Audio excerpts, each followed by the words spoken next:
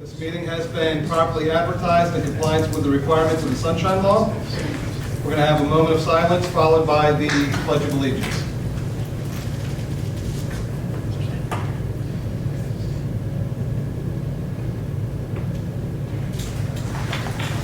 Pledge of Allegiance To the flag of the United States of America and to the republic for which it stands, one nation, under God, indivisible, with liberty and justice for all.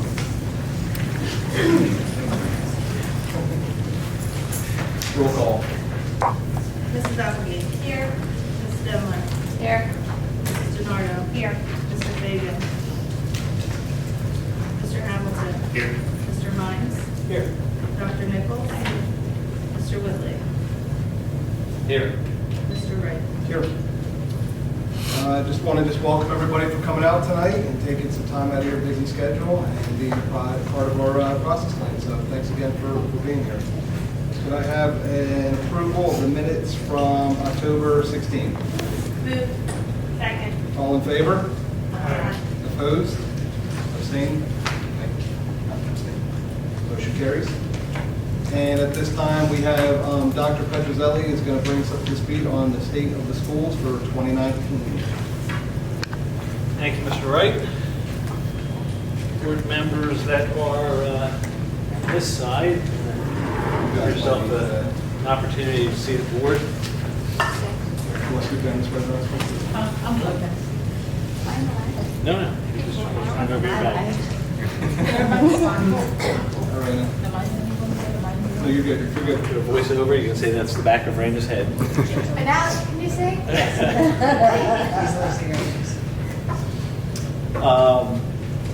Each year, the state of New Jersey requires us to make a certain presentation, certain data available at a public board meeting after the previous year's test scores have been released. So the data, some of this data may seem disjointed. That's because we want to make sure that we hit every requirement from the state. First is a look back and a look forward. Last year into this year, we had set some goals entering into the 2019-2020 school year. These goals we have met. 5 sections at every grade level. The expansion of to a full-time social worker, new special education classrooms, the successful open of WIS, the creation of teacher leader positions, and a focus on teacher leadership, SEL, school climate culture, instructional practices, and community connections. Those are our 5 focus areas this year. They are topics that we want all of our efforts to fall under one of those main categories. When we talk about class sizes, we want to take a look just a couple of years back at the end of the 17-18 school year.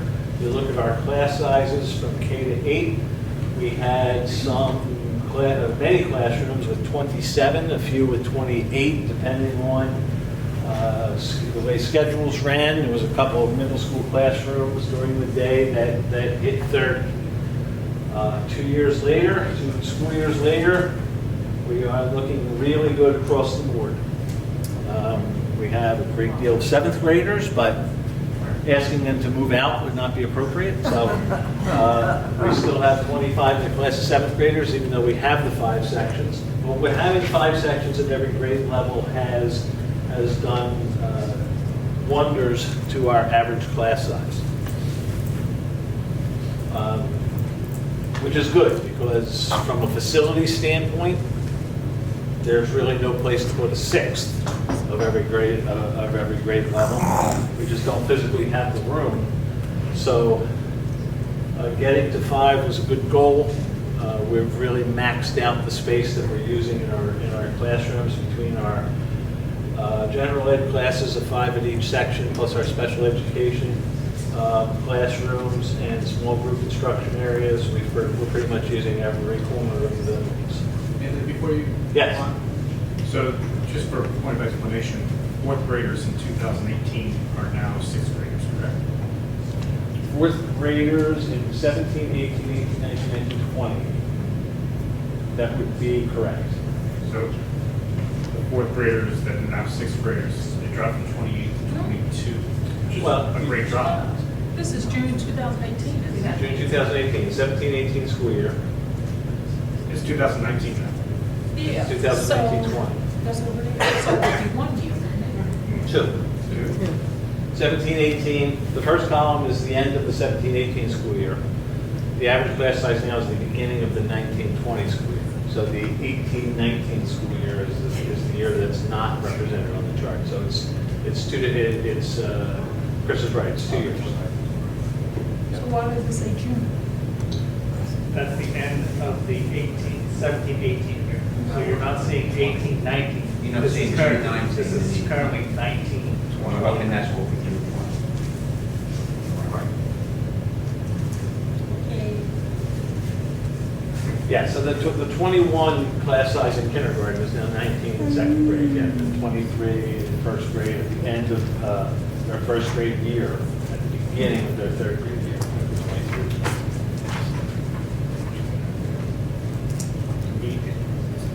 From 28 to 22, that's a big drop. Well, this represents only four Four classrooms. classrooms. Okay, that's one, okay. So if you do the math, 4 times 28 and 5 times 22. Okay.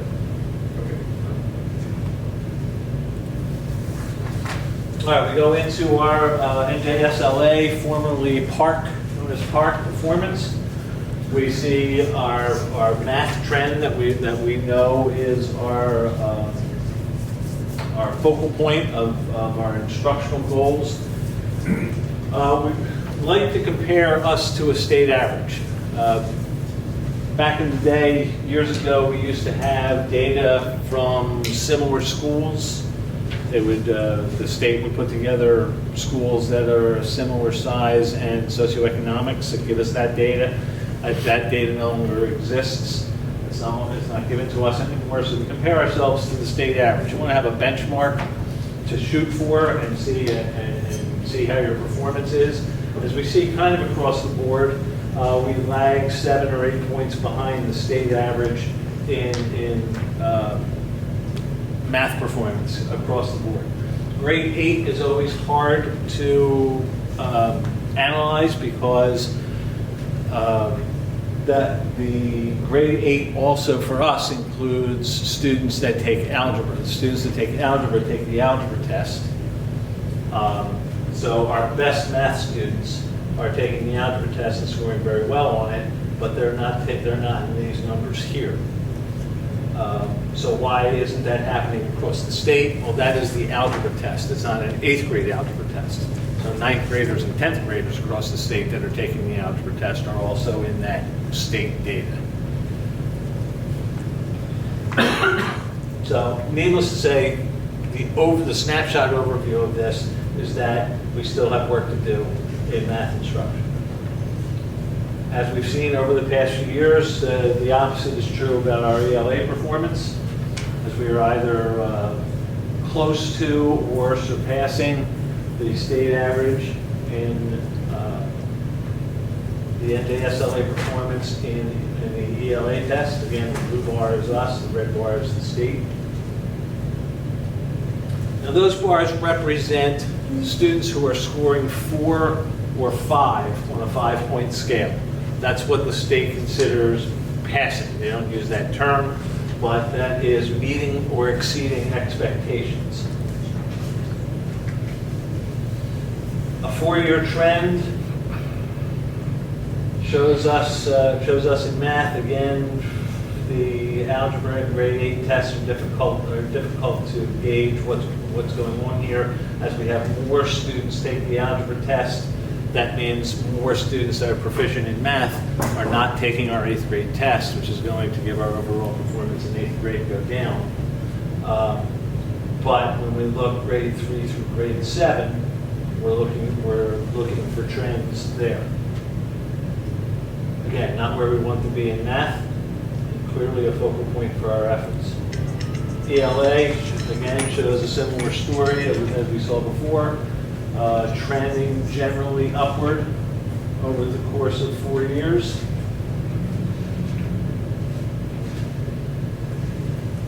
Did some math this year. Big part. I don't think we did some math this year. Well, grade, third, a couple of grades. Third, fifth, sixth.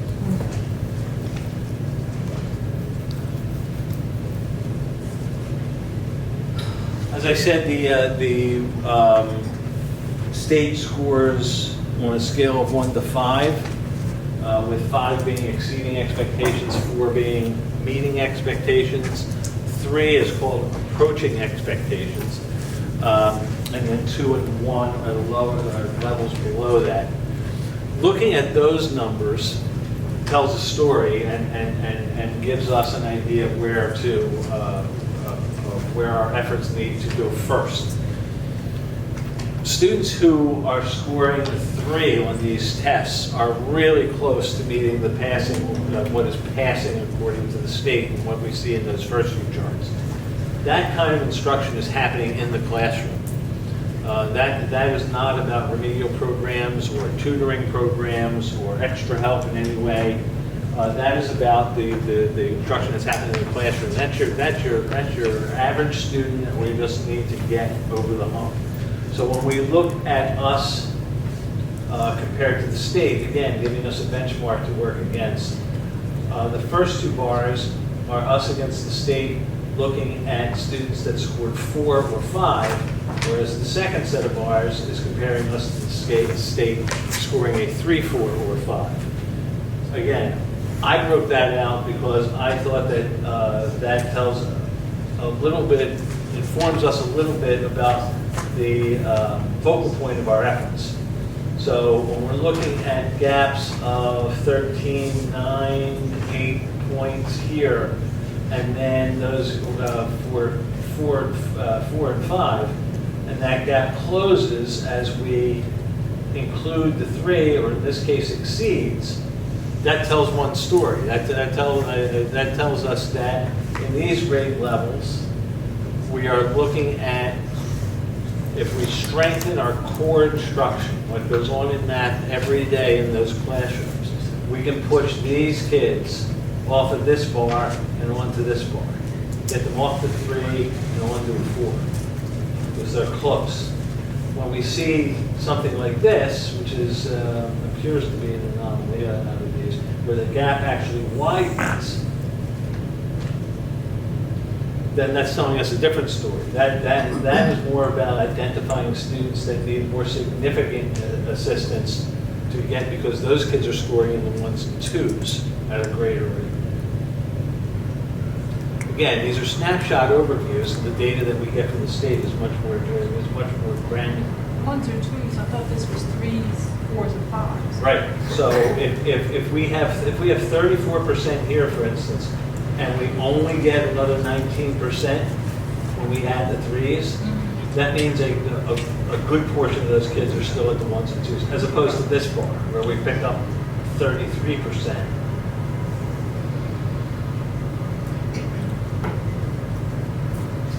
Looking at similar data for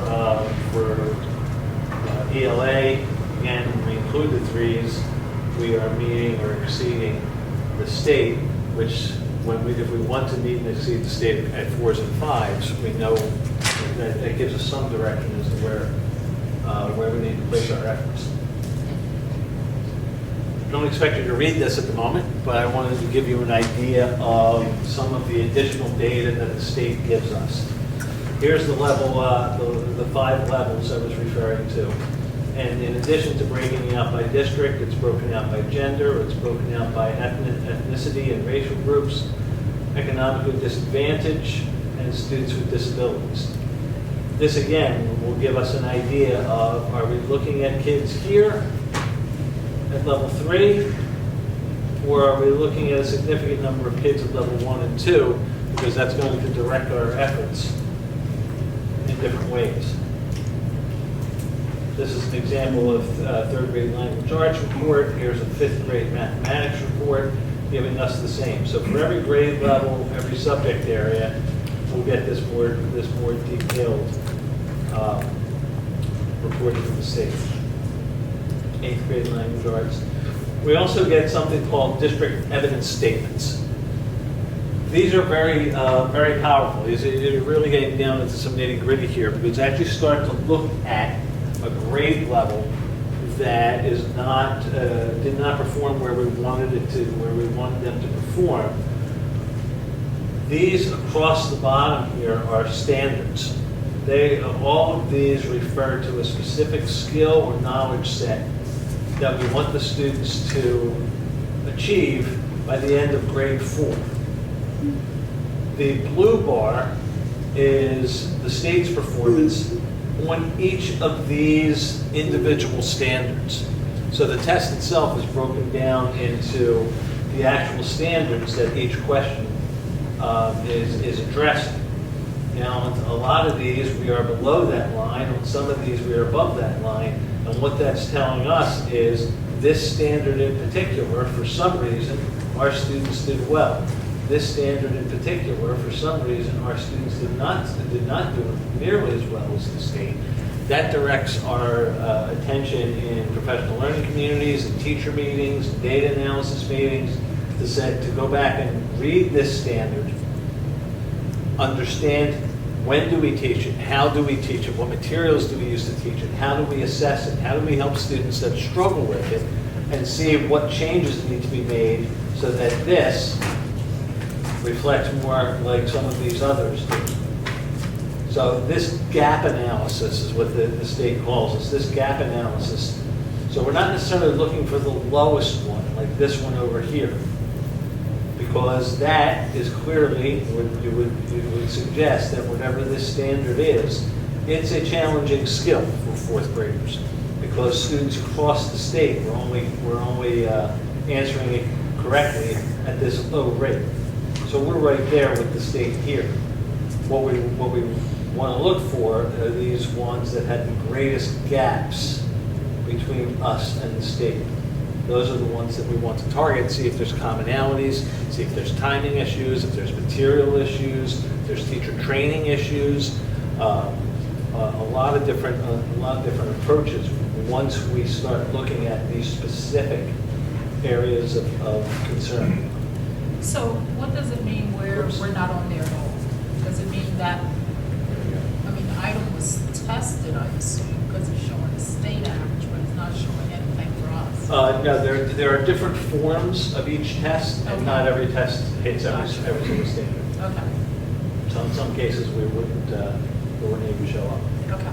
Is all of this on a state website? I don't think so. This is all right from Pearson Next, right? So no, this granular stuff is not. But we'll have district evidence statements for each grade level and each subject area.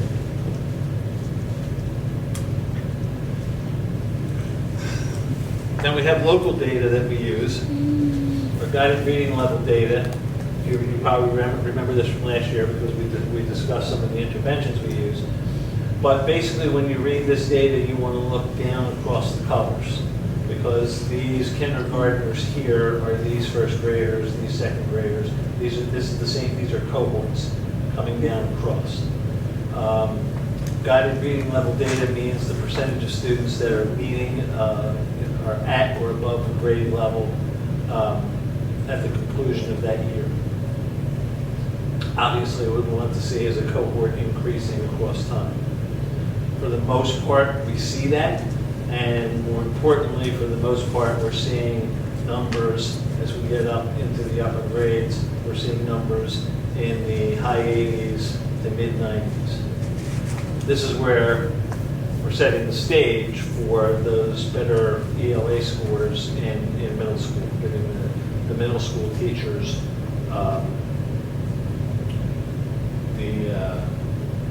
the foundation to really work with. That's the kind of stuff, kind of foundation that we want to create in mathematics as we hand them off to the middle school.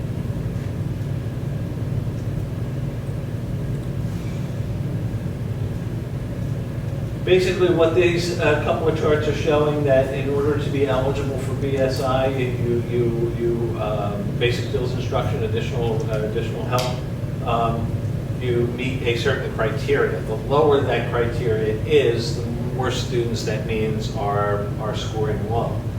Because we're going to put a fixed number of kids into these programs, so the more kids that score, say, below 150, the lower we have to make that eligibility. As students start scoring higher, the lowest kids are performing better. So that as BSI eligibility increases, that's a good sign. It means a rising tide lifts all boats, right? So everybody's coming up.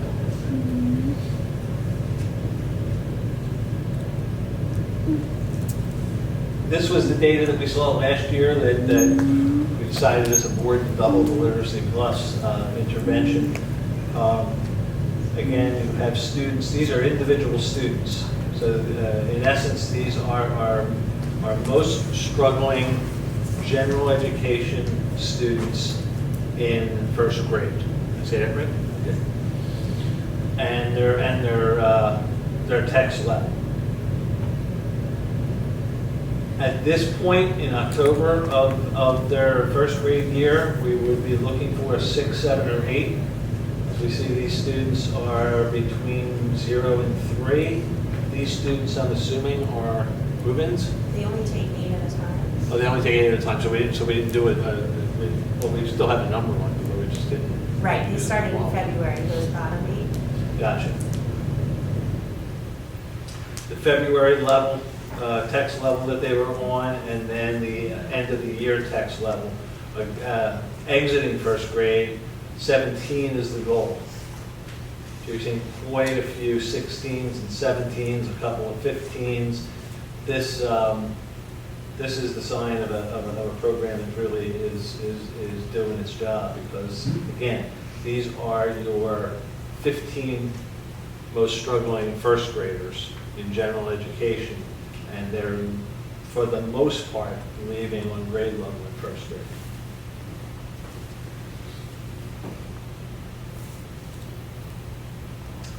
Told you the data was a little disjointed. We have to report on our bullying incidents, bullying, violence, vandalism incidents for the prior 6-month period from the beginning of calendar year 2019 to the end of the school year. We did have one weapons violation, 11 HIB were investigated across the district with 3 confirmed harassment, intimidation, and bullying incidents. All 11 of those, of course, follow our code of conduct, regardless of if they are found to be hidden. Questions?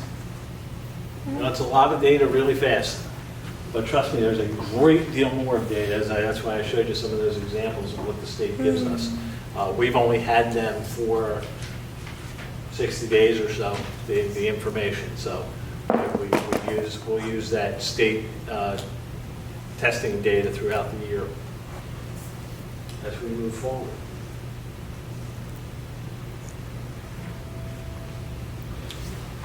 Thank you. Thank you.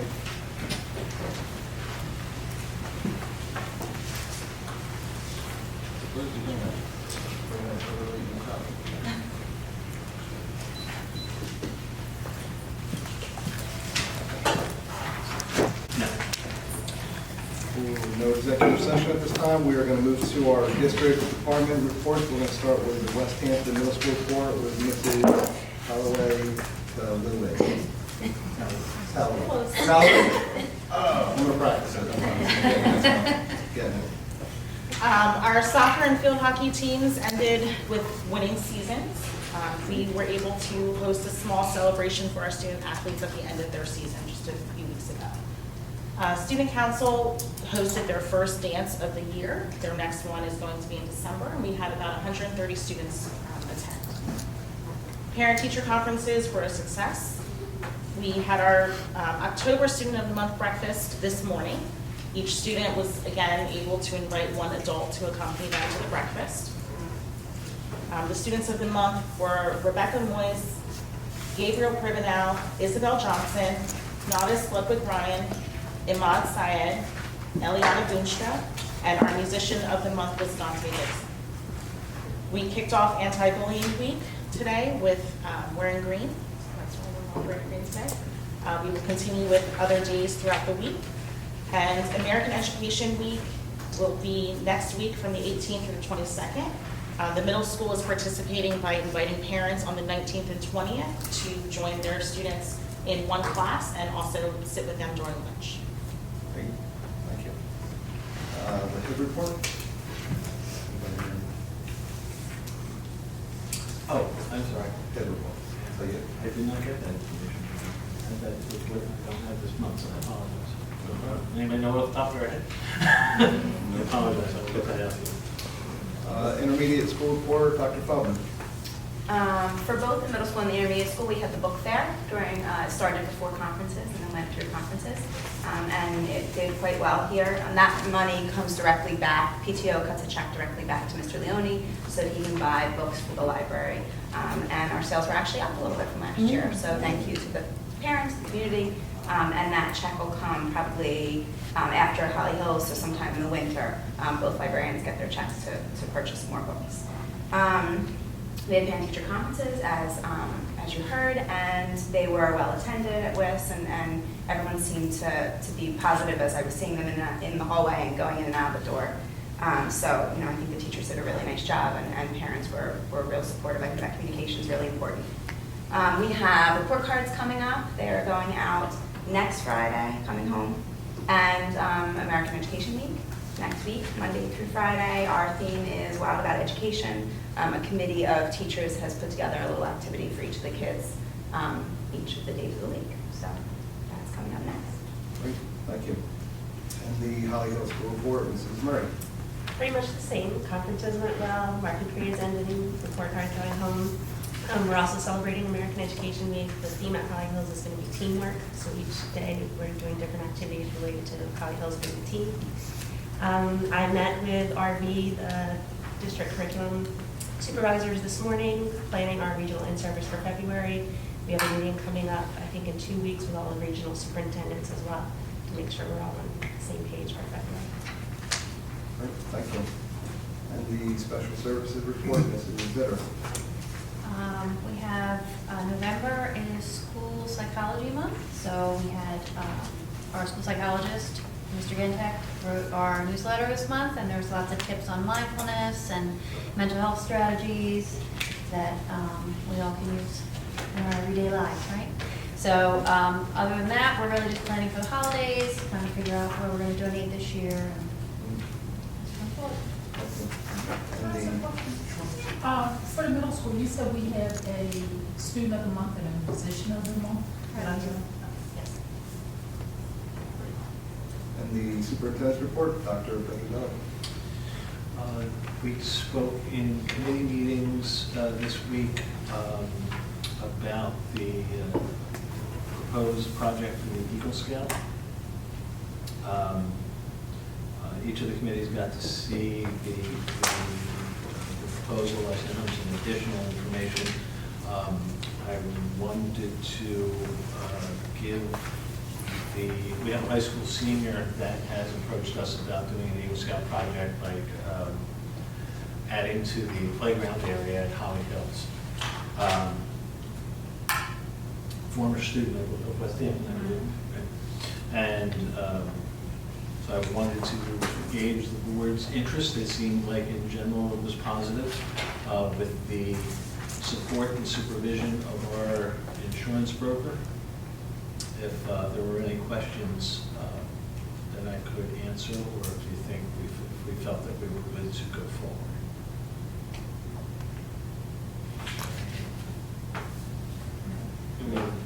General, I will contact him tomorrow.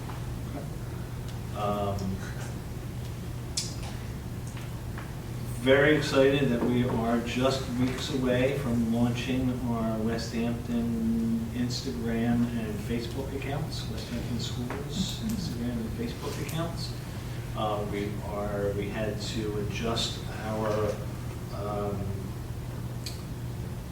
parental media waiver paperwork to reflect that. So we sent home permission forms to parents, both at previous conferences to get them out to a lot of people, and we're following up on others to make sure that we have everybody respond, either in positive or not giving permission. But so we have something back from everyone. We set our deadline for ourselves at the end of this month, so hopefully in December we will be prepared to launch both of those with the help of Carrie Sanfron and Donna Yorkie. We'll be taking the lead on those two. We're very excited about making more community connections through the use of the social media. I'm done talking tonight. That's enough. Thank you. And the facilities report, Mrs. Greer. First, if you haven't been over on the west side, we have a new awning over that entrance. It was just installed this weekend. It looks great. We're making arrangements for extra lighting and to adjust cameras for visibility. Also, we're getting ready for the winter season. We're getting prices for salt, getting the plows on the truck, spreader, getting ready for any weather. Hopefully a mild winter, but we got to be prepared. And then finally, we have an addition to the agenda for a resolution for cooperative pricing through Camden County ESC. This is basically just, it's giving us options. We're not awarding a contract to anybody for any work to be done. That still would all have to come back to the board for final approval. This just gives us options if we want to waive the formal bid process for like the WIS security entrance. You can use their bid for their contractors and their pricing. And they'll still have to come out and give us a price, a final price. And if we don't like the price, we still have the option to go for a formal bid, after that. But this is also a time saver. If it was something you wanted to do in a hurry, you don't have to have that window for bids and advertising. I apologize that we're bringing this to you last minute. The reason for that is that we met with Harrison Architects this morning to talk about what is the next step in doing the intermediate school security entrance. And the next step would be to get someone out here who is going to say this is how much it's going to cost. There's drawings and so forth. This is what we want to do. And they recommended looking into this cooperative pricing, which essentially, I guess, and actually I won't even go there. I'll let Michael explain a little bit more. So that just happened this morning. We could easily wait until the December board meeting, but if we do approve it tonight, again, Karen said we're not committing to anything, but it does allow us to get into the cooperative, get our membership in the cooperative, which will allow us to start moving down the road of getting them out here and looking at the site and deciding on the scope of work. And this has been done recently. Maple Shade School District actually did this with the same contractor over the summer, all 4 of their schools, and they said it came out pretty much on time, under budget, and they're very, very happy with the results. Part of construction, which is always very tricky, is change orders. So yet again, you have a price and you think this is going to be it. Unfortunately, something happens along the line and the price goes up dramatically. I know that process over there, they had no change orders, nothing dramatic. You're dealing with contractors, you want somebody you can depend on, good relationship, and who's honest with you. The word that I've gotten from them is they were all those and more. But as Karen says, it's options. Anytime you deal with construction work, you have your options. So again, this just opens the door for us to begin the process to get those prices and get a formal detail of what it costs for them to come in and do it. So this is just one contractor that's already contracted with this group? So what a consortium does is they, in essence, bid out many things. So what they said, this contractor won the bid. The bid title was General Construction Repairs, Specialty Trade, and Carpentry Services. The idea of a security vestibule falls under that bid, correct? So we don't have to go out to the formal process. But every security vestibule is going to be different. Correct, and that's why, correct. So that's why the architects or engineers are gonna build something for us as they already have, and they're gonna come out here and give us the full price of what it will cost. At that point, you know, we have the option to say yes or no. At that point, we kind of go with a formal bid, if the price is good, we can go forward with it, it could save the district a month, 2 months' time of the whole bidding process. So I guess my question is, how do we know the price is good if we're only getting one bid? Yet again, part of it, what the architects and engineers do is they know what's going on in the construction field currently. Like I said, they work with RV, they're working with, they're working with Maple Shade, Northern Burlington is also going after a lot of construction projects. So you kind of see what's going on in the field, see what's available. They know what construction people are out there, who has jobs, who doesn't have jobs. So at the same time, you rely on their expertise, as they've been doing this for 40 years, to understand maybe, is this a good price or is this not a good price? Who's they? Garrison. Oh, but the Camden County ESC is essentially the people that we're trusting. Is that a safe way, a blunt way of putting it? We're trusting, they're saying we went out and we got the best prices and the most reliable. I would say that and our architects as well, Right. because they're looking at it as well. So if they say $10 million for a security vestibule, obviously we're all going to say that's a horrible price, but I think all of us together be able to say, is this a good price or is it not a good price? And the idea of this actually gives you more flexibility as well. But it's just an option, like I said, at this point in time, we both decide anything. It's just to give us the option to go forward and look into it. Because the way I say this is a great thing for light bulbs, paper, because we get a price bid by a bunch of school districts, but construction is just harder to judge whether we're It's getting a tougher, price. you're right. Like I said, but Northern Burlington right now is everything's over budget over there. Maple Shade, I know they're under budget, and they use some of these vendors. At the same time, you could, but during the summertime, everything goes up. That's just the nature of construction. They can get this done maybe in the spring, maybe it'd be cheaper. So again, it gives us more options going forward if it's something that is advantageous to the district.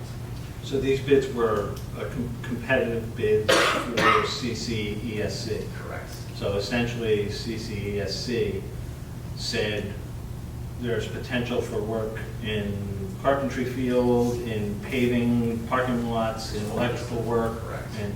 And they fielded bids, awarded contracts that not for the actual jobs, but for categories of jobs. Correct. Yeah, but if I'm not mistaken, in order to do work on a school, you have to fall under certain criteria. And if I'm also not mistaken, there's a certain hourly rate that goes along with it.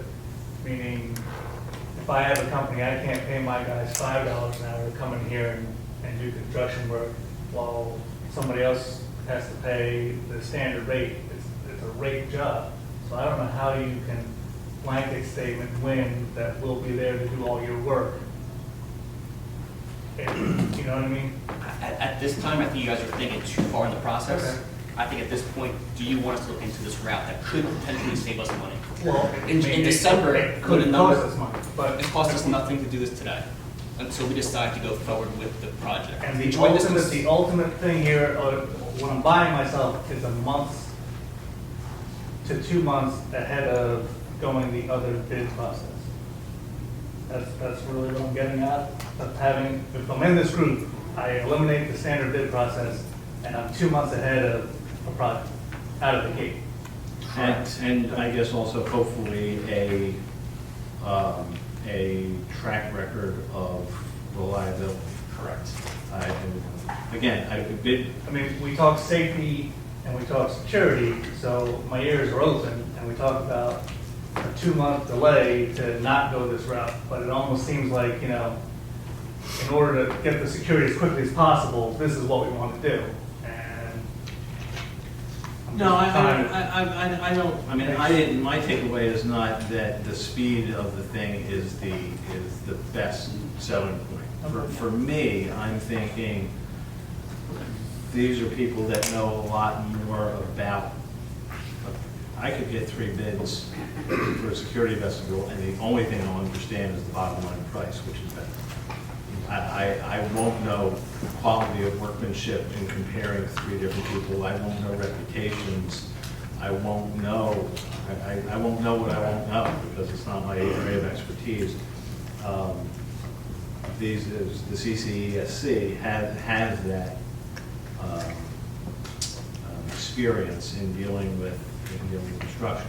If Maple Shade and Pemberton and whoever have had good experiences with the vendors that CCESC has awarded the contracts to, there's a certain comfort level.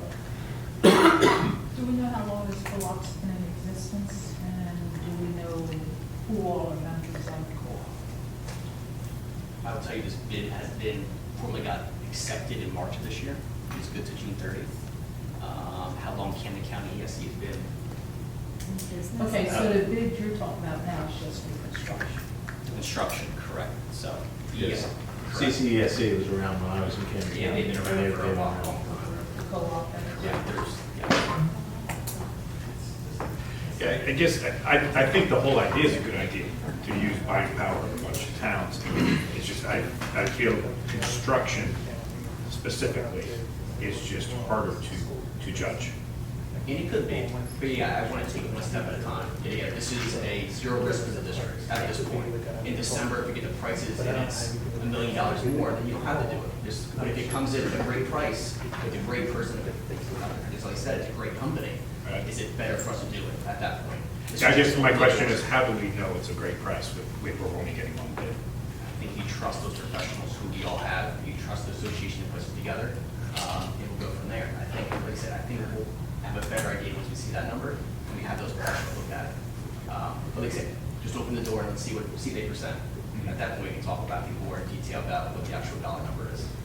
I don't understand who the CCESC is. I don't understand that. Essentially, and tell me if I say this right, because I'll speak in layman's terms because I don't know. Yeah, I need layman's terms. I don't know what else to speak in Pittsburgh. But they represent a group of school districts that are member school districts. And as member school districts, they say, okay, we've got 27 member school districts in this consortium. We are going to bid out jobs. I'm going to say, some of our school districts are going to want to pave their parking lot. Who wants to bid on paving parking lots? But who makes up that organization? Are they? Camden County ESC is a school, is an I education believe it's part of commission. it's correct. It's like the Berlin County Special Services School District. Yeah. It's like the Camden County Yeah. version of it. Okay. Something's not clicking.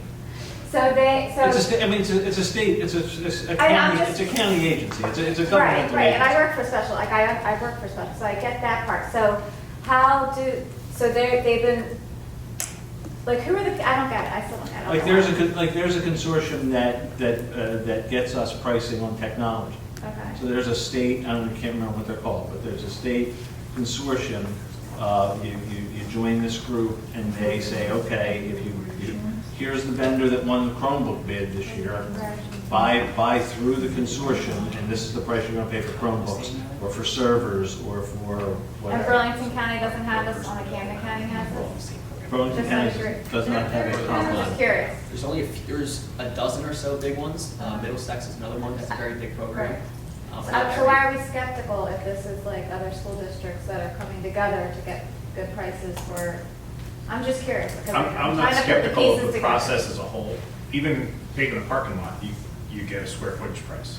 Okay? Or, cutting the grass, you get an acreage price.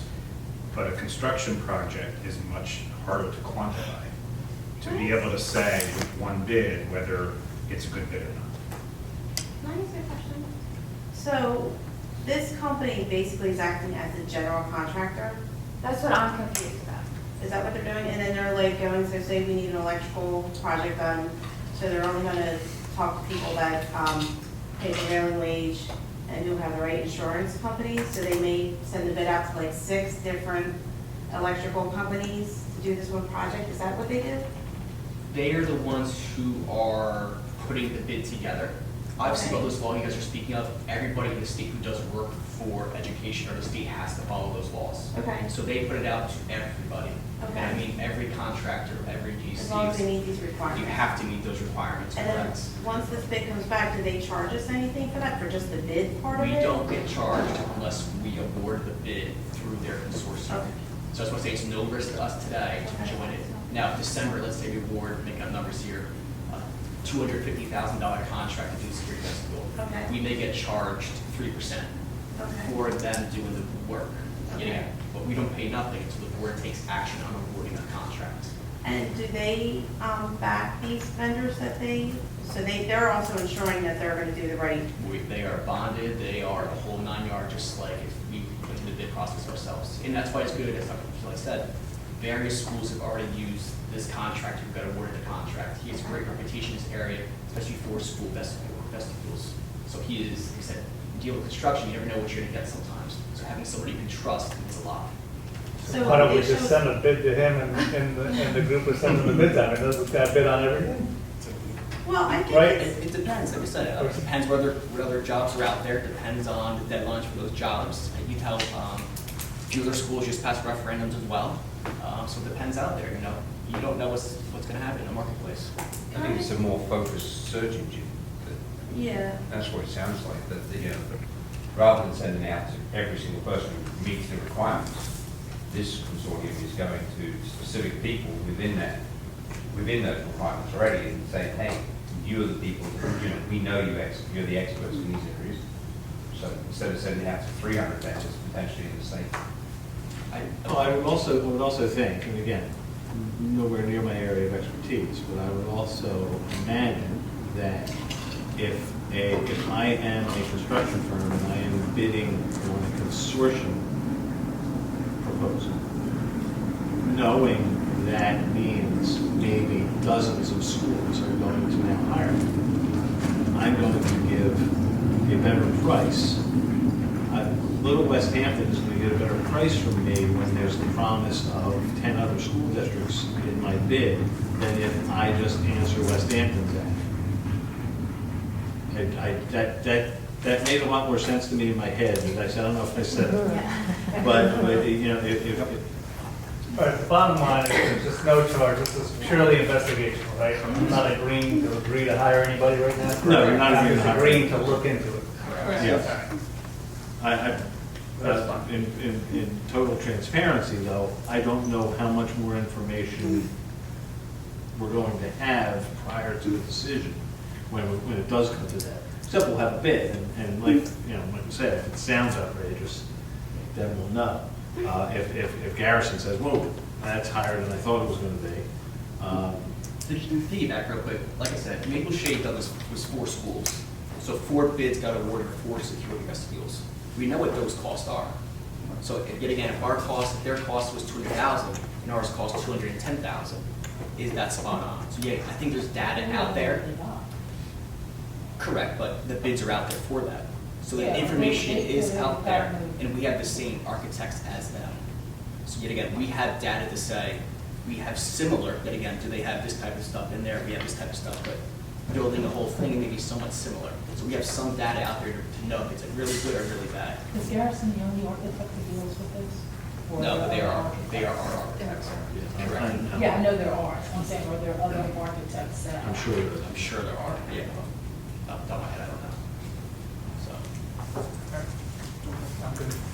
Well, we'll revisit it when we go through some of the motions, if you guys have questions, and, we can come back to it. So, thank you. We're going to move to public comment on agenda items only. Opening the floor for public comment on agenda items only.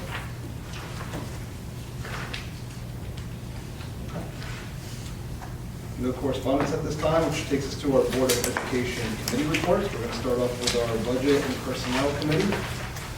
And I'm going to call for a motion to combine 11A1 to 11A10. Second. All in favor? Aye. Opposed? Abstained? Motion carries. 11A1 is for the payment of bills. 11A2 is for the payment of cafeteria account bills. 11A3 is for the approval of substitute teachers, support staff, and custodians. 11A4 is for the approval of an after-school tutoring staff member. 11A5 is for the approval of a consulting district position for homebound instruction. 11A6 is for the approval of resignation of a daytime custodian. 11A7 is for the approval of a Holly Hills aide. 11A8 is for the approval of salary adjustments. 11A9 is for approval of homebound instruction. And 11.810 is for the approval of a correction to the RTI position interventionist. Are there any questions on those 10 items? Motion to approve. Second. Roll call. Mrs. Applegate? Yes. Mrs. Denler? Yes. Mrs. DeNardo? Yes. Mr. Hamilton? Yes. Mr. Hines? Yes. Dr. Nichols? Yes. Mr. Whitley? Yes. Mr. Wright? Yes. We're going to move to our curriculum and community committee. And we need a motion for approval of a field trip for Westampton Middle School students to the NYC Museum of Mathematics. Move. Second. Anybody have questions on that one? Are they going to open it up again if there is more students? We're going to open up to everybody. No, like number last time. Okay. Right, yeah, so that's why the maximum cost is what it is, because we have no idea how many kids will come in. Okay. Is this not, because they're not going to No, this was, we added this on last year, when it was the first time we went. It was a student interest only, people who wanted to go. Okay. We had more interest than we had room on the bus, and then we ended up running it a second time, so, Okay. no, this is not in replacement of anything else. Better place on those. Yes. Any other questions? Roll call. Mrs. Applegate? Yes. Mrs. Denler? Yes. Mrs. DeNardo? Yes. Mr. Hamilton? Yes. Mr. Hines? Yes. Dr. Nichols? Mr. Whitley? Yes. Mr. Wright? Yes. Next is our legislative policy committee. And we call for a motion to approve the second reading and adoption of the following 15 Board of Education policies and regulations as listed below. There are 15 of them. I'm not going to read them. Sorry, motion. Motion approved. You got a date? You did the same thing for Michael Moore, so wait a second. Thank you. All in favor?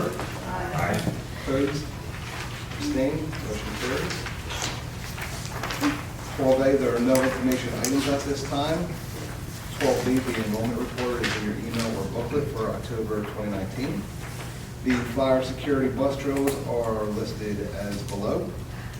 12D for the suspension, which is in your email booklet, there's actually a sheet you guys were given out. This is actually did everybody get that? This is the updated version. So there's just a couple on there. 12B, there are no reports. 12B1 for the monthly attendance report for October 2019, it was in your email booklet. Which brings us to our miscellaneous action items. And for 12F1, we need a motion to approve the facilities use calendars at Holly Hills and middle schools. Motion. Second. All in favor? Aye. Opposed? Abstained? The motion carries. 13A, there are no information items at this time. 13B, there are no cafeteria reports at this time. 13C, the building inspection reports are listed as below in the next page. Which takes us to 13D, which are our action items. I'd like a motion to combine 13D1, so we're going to make an addendum to resolution to 13D7. Motion. Vote. Opposed, abstained, motion carries. 13D1 is for resolution 1619, the monthly reports of the board secretary and cash reconciliation. 13D2 is for mileage reimbursement. 13D3 is for the approval of the tuition contract. 13D4 is for the approval of a tuition contract. 13D5 is for resolution 1719, which is a comprehensive maintenance plan. 13D6 is for resolution 1819, the approval of transfers, and then the whole discussion we just had, the addendum 13D7, the resolution 1919 for member participation in a cooperative pricing system. Are there any questions on those 7 items? Yes. I was reading over the comprehensive maintenance plan. Where's the elevator at the school? Thank you. I didn't see that. I have a question here. pay an inspection fee to the state. Where's the, I just want to know where the elevator is. I don't want you to use it, I don't want you to. Anthony's office. Like subterranean I shelter? don't know, I'm sorry, I don't know what we're referring to. There's an inspection fee that we pay to the state. No, but it's lumped in with other stuff. Well, it says localized No, it repair, says elevator inspection by itself, And annual testing, annual testing up here for the security. There is one, it's by the stage. It's back behind. that's right. There you go. Yep. Thank you. Thanks for. I wasn't sure if I was supposed to. Sorry. Let us struggle a little longer. There we go. Great. Sorry. And it works, there you go. It does. All right, good question, good answer. And any other questions on those 7 items? All right, motion to approve. Second. Roll call. Mrs. Applegate? Yes. Mrs. Delamar? Yes. Mrs. DeNardo? Yes. Mr. Hamilton? Mr. Hines? Yes. Dr. Nichols? Mr. Whittley? Yes. Mr. Rowe? Yes. 14, there is no unfinished business at this time. And 15, there is none as well, which will take us to our public comment on non-agenda items only. Opening the floor to public comment on non-agenda items only. Just give me, as you come up, you can step up. I just have to read. Where do you want me to stand? Just come right up to that, just take a second here. Just hang tight for me for a second. Sure. Thank you. It is anticipated that before addressing the board, individuals have given the appropriate school district staff an opportunity to address all issues and questions. Questions and/or comments should be directed to the board president and/or superintendent. The total allotted time for public comment is 15 minutes. Each speaker is limited to 3 minutes of comment time in an effort to ensure each speaker is given the full 3 minutes of comment time. Please complete your statement and/or ask all questions and indicate you're done, and then we just need your first and last name and address. Okay, my first name is Matthew McIntosh. I live at 601 Bloomfield Drive. I'm here because of my daughter Riley. She's 4th grade. She's on homebound services. She's been on homebound services since November of 17 when she suffered a traumatic brain injury, brain bleed, and issues like that. The school district, in the IEPs, we had it set up where the school district was going to hire a qualified one-on-one aide. We had Dr. Rouse, Dr. Emma Petro from CHOP Psychology, CHOP Neuropsychology, that had done extensive testing, had the recommendations for the aide that's supposed to be there. The school hired Dr. Glass from ESU, which also agreed with the doctors from CHOP of what the criteria of this aide was to be. She has other issues along with that, which with the panic disorder and the panic disorder and anxiety disorder, which exaggerates things and it affects other medical issues. The district went and hired a unqualified aide that is not going to be acceptable to get her reintegrated to the school.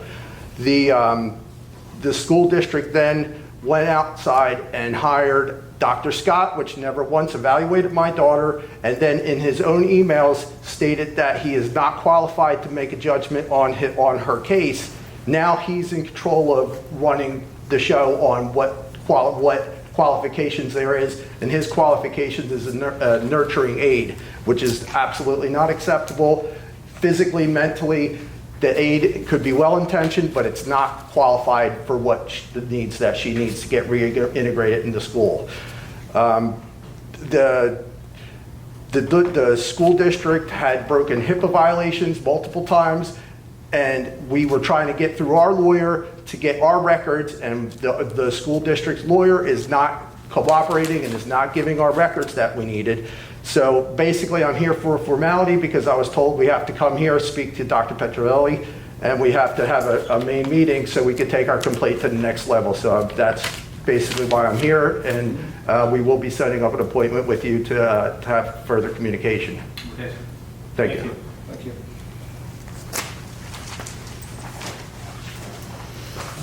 Any other public comment on non-agenda items only? Step on up, we just need first and last name and address, please. My name is Dr. Campbell. My address is 213 Society Hill Boulevard, Cherry Hill, New Jersey, 08003. I am a promoter of racial harmony, and as a former educator and subject matter expert, I have the perfect program that will help you meet your yearly professional development training requirements under Managing for Equality and Equity in Education. And you can find this under NJAC 6A 7-1.6.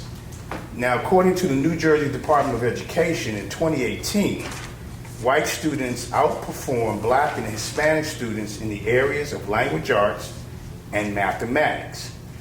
One of the primary factors that contributes to the academic achievement gap are the cultural differences between teachers and students.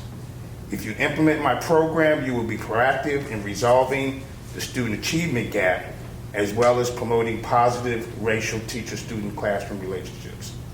I am available to meet with you either individually or collectively to provide additional information, and I have an introductory letter for each board member. I'm going to give it to the board secretary. Be the board secretary.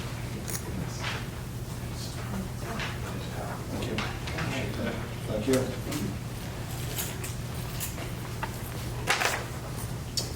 Any other public comment on non-agenda and public?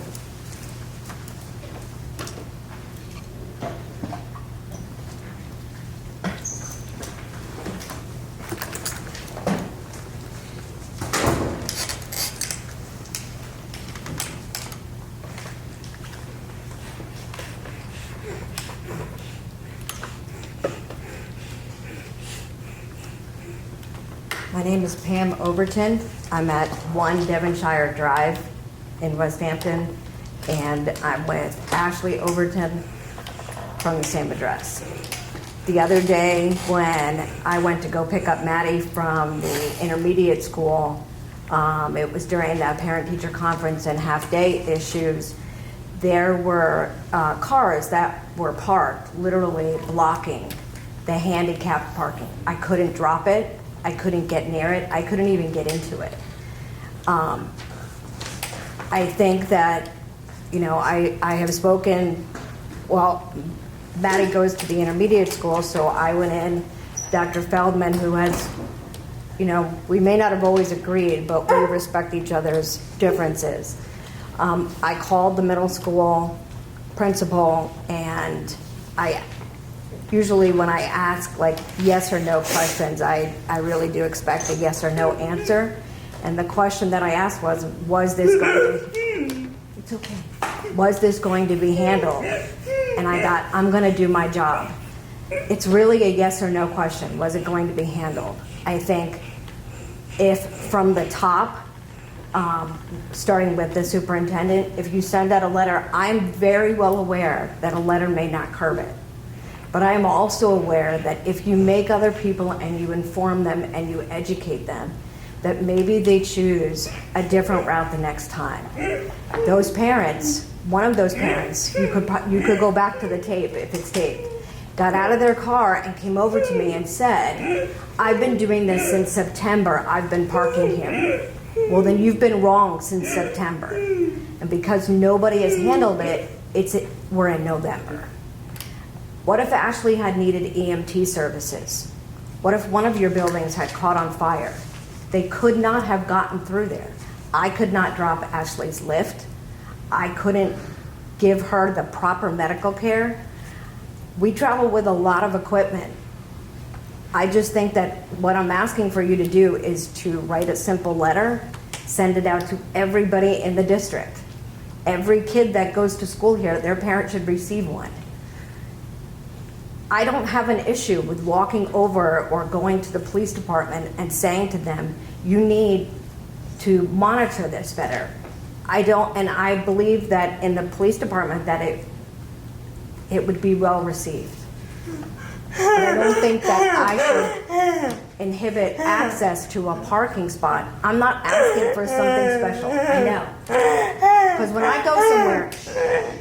I go somewhere, I have to add 20 minutes to my time. Loading up and unloading again, and then doing it again. I'm just asking that, it actually says near that, it's a yellow, it's faded, but it's there. It says no parking. I'm just asking for you to write a letter to be accommodating to the disabilities. And I get that I may be the only one in Westampton that where my daughter's in a wheelchair. But maybe the people that come behind me, maybe there won't be. Maybe there'll be many people with wheelchairs. But it was horrible. And then I had to run Maddie back out to the car because I literally had to park in the middle of the aisle. If parents had come out and their cars, everybody was blocked. There were like 7 or 8 of us blocked because those 1 or 2 parents, and this is what they wanted to do. Like, let's be real about how we're discussing this. Those parents want to scoop up those middle school kids and get beyond the buses so that they're not blocked by the buses. That's what they're really trying to do. Listen, I get that, but when I go to park somewhere and I have Ashley, I have to give myself 10 more minutes. Are you saying that those people can't give themselves 10 more minutes? Because if you really wanted your kid early, go in and sign them out. You don't have to block that spot. And I want you to understand, like, this is the person you're saying no to by not helping. It's not to me, it's to her. I know.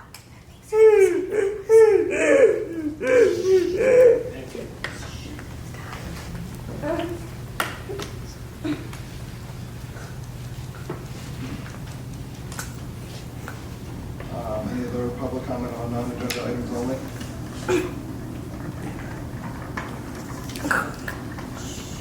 Just the board president's report, keep it pretty short. I don't know if we have any veterans in the room tonight. If we do, we thank you. Even if not, I'm sure each of us know one or many. So just on behalf of the Westampton School Board, we thank all of the many veterans near and far. And we wouldn't be able to do without all they did for us. And I do want to compliment just all of the teachers and staff that were on hand for the conferences. They were awesome. I know the ones we were at, I thought the teachers did a great job explaining all that was going on in the room, answering questions, were friendly, and you can tell they're working hard on behalf of our kids. So teachers and staff, we say thank you. And with that, we're not going into executive. And we're going to have a motion to adjourn. Second. All in favor?